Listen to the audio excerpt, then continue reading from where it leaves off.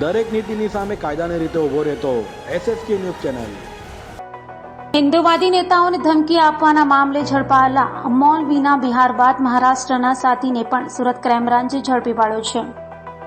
સુરતના ઉપદેશ રાણા સહિત હિન્દુ નેતાઓને ધમકી આપવા મામલે વધુ એકને ક્રાઇમ બ્રાન્ચે મહારાષ્ટ્રના નાંદેડથી પકડી પાડ્યો છે। કઠોરના મૌલવી સોહેલ ટિમોરના બિહારના સાથીદાર મોહમ્મદ અલીને ઝડપી પાડ્યા બાદ તેઓના મહારાષ્ટ્રના નાંદેડ ખાતે આવેલ મહેબૂબનગર નારસી ખાતે રહેતા શકીલ સત્તાર શેખ ઉર્ફે રઝાને પણ મહારાષ્ટ્રના નાંદેડ ખાતેથી ઝડપી પાડ્યો હતો। તો આરોપી મૌલવી મોહમ્મદ સોહેલ અબુબક્કર ટિમોલ અને બિહારના મુઝફ્ફરપુરનો મોહમ્મદ અલી સાથે શકીલ શેખ સોશિયલ મીડિયાથી સંપર્કમાં હતો।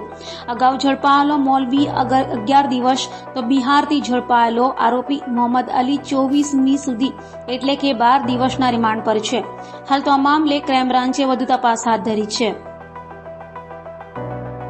રોજ ક્રાઇમ બ્રાન્ચ સુરતની ટીમ દ્વારા ચોક બજાર વિસ્તારમાંથી એક મૌલવી સોહેલ અબુબક્કર ટિમોલની ધરપકડ કરવામાં આવી હતી। આ મૌલવી સોહેલની પૂછપરછ દરમિયાન અને એના મોબાઈલમાં ડેટા જોતા સોશિયલ મીડિયા ઉપર ખૂબ જ એક્ટિવ હતો। અલગ અલગ ઇન્ટરનેશનલ નંબરો, વર્ચ્યુઅલ નંબરથી તે પાકિસ્તાન, નેપાળના નંબરો સાથેના ટચમાં હતો। આ નંબરોથી એ સનાતન ધર્મના જે પ્રમુખ છે ઉપદેશ રાણાને મારી નાખવાની, એની રેકી કરવાની, વેપન મેળવવાની નેપાળ અને પાકિસ્તાન અને અન્ય નંબરો સાથે વાતચીત હતી અને એને એના મોબાઈલમાં પૂછપરછ દરમિયાન ઘણી બધી વસ્તુઓ જાહેર થઈ હતી। આ બાબતે ક્રાઇમ બ્રાન્ચમાં ગુનો દાખલ કરવામાં આવ્યો હતો અને ક્રાઇમ બ્રાન્ચના પોલીસ ઇન્સ્પેક્ટર SN પરમાર એક ટીમ સાથે મુઝફ્ફરપુર, જે શહેનાઝ નેપાળનો નંબર યુઝ કરતો હતો એ ઓરિજિનલી મુઝફ્ફરપુર ને બિહારનો છે અને ત્યાંથી ક્રાઇમ બ્રાન્ચની ટીમે નેપાળ બોર્ડર પાસેથી આની ધરપકડ કરી, ત્યાંથી 3 દિવસના ટ્રાન્ઝિટ રિમાન્ડ મેળવી અને ટીમ અહીંયા લઈ આવી। આજે એને કોર્ટમાં પ્રોડ્યુસ કરી ફર્ધર 12 દિવસના રિમાન્ડ મેળવવામાં આવ્યા છે અને વધુ પૂછપરછ કરવામાં આવશે।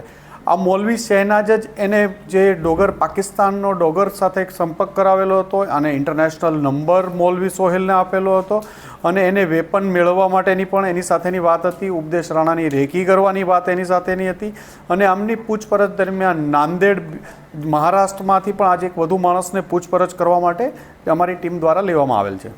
બિહારની સબનો જે આરોપી છે જેને અત્યારે આજે 12 દિવસના રિમાન્ડ લેવામાં આવ્યા છે, એનો અને નાંદેડનો બંને વ્યક્તિઓ સોહિલ સાથે સોશિયલ મીડિયા ઉપર સારી રીતે એક્ટિવ હતા। આ ધમકી આ લોકો કોન્ફરન્સ કોલ કરી ઉપદેશ રાણાને આપતા હતા, એમાં બંને જે નાંદેડવાળો પણ સામેલ હતો અને બિહારવાળો પણ સામેલ હતો।